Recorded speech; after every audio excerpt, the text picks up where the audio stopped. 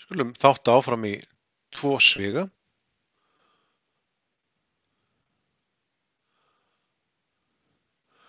Og fyrsta sem við byrjum að gera er að reyna að fá þessa niðurstöðu úr margfeldinu af þessari og þessari.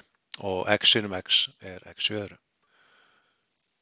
Það eru plúsar hérna beggja megin sem gefur okkur það að það eru plús hér og plús hér.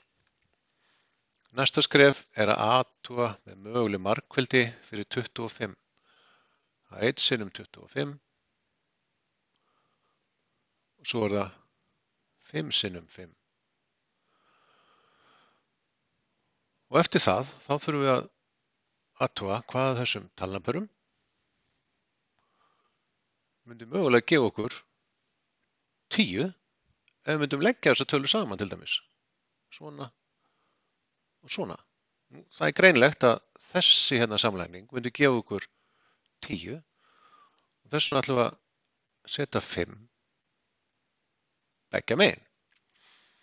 Og nú sjáum við að svigarnir sem hafa nú myndast hérna, þessir, eru eins.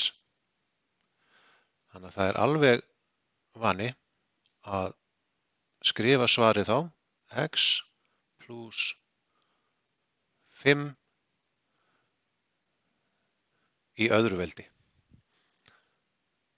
Þannig að þetta er svona rétt svar en þetta er vissulega líka rétt svar við dæminu.